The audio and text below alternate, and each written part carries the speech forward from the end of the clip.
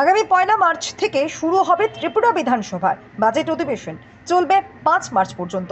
সোমবার বিধানসভায় অনুষ্ঠিত বিজনেস অ্যাডভাইজারি কমিটির বৈঠকে এই সিদ্ধান্ত নেওয়া হয়েছে।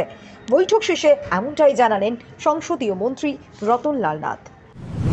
আজকে বিজনেস অ্যাডভাইজারি কমিটির মিটিং। আপনারা জানেন যে আগামী 1 মার্চ থেকে আমাদের বিধানসভা অধিবেশন বসছে, বাজেট অধিবেশন।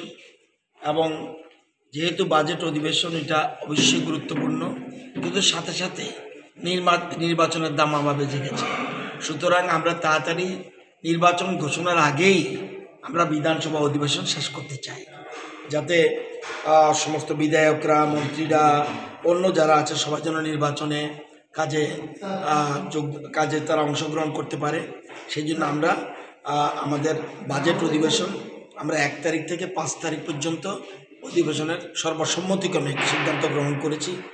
প্রথম দিনেই সাপ্লিমেন্টারি গ্র্যান্টস অর্থাৎ অতিরিক্ত ব্যয় বরাদ্দ, যেটা গত বিধানসভা অধিবেশনের বাজেট, গত বছরের বাজেটের যে সাপ্লিমেন্টারি গ্র্যান্টস, এটা প্লেস করবে প্রথম।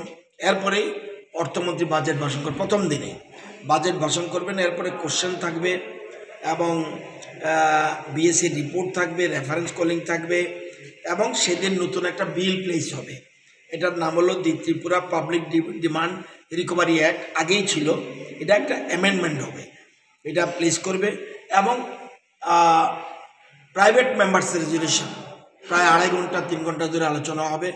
এবং এটা বিজেপি সদস্য একজন পেয়েছেন, আরেকজন পেয়েছেন সিপিএমের, এবং আরেকজন পেয়েছেন কংগ্রেসের। এটা ব্যালটিং হয়, যে 3 জনের লটারিতে পেয়েছে 3 জন, এটা আলোচনা হবে।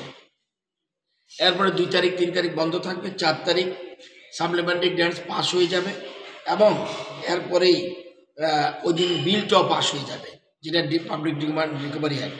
এরপরে বাজেট ডিসকাশন শুরু হবে 4 তারিখ 5 তারিখ ডিসকাশন হয়ে 5 তারিখে বিকেলের দিকে গিয়ে বাজেট পাস হয়ে যাবে। এই হলো পরিকল্পনা নেওয়া হয়েছে, এবং এটা সর্বসম্মতিক্রমে করা হয়েছে।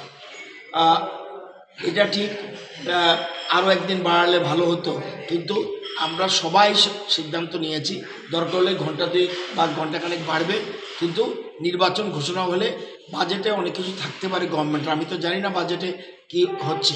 সুতরাং এই জন্য বাজেটটা যেন তাড়াতাড়ি পাস হয়ে যায়, এটা আমাদের উদ্দেশ্য নির্বাচন ঘোষণার আগে।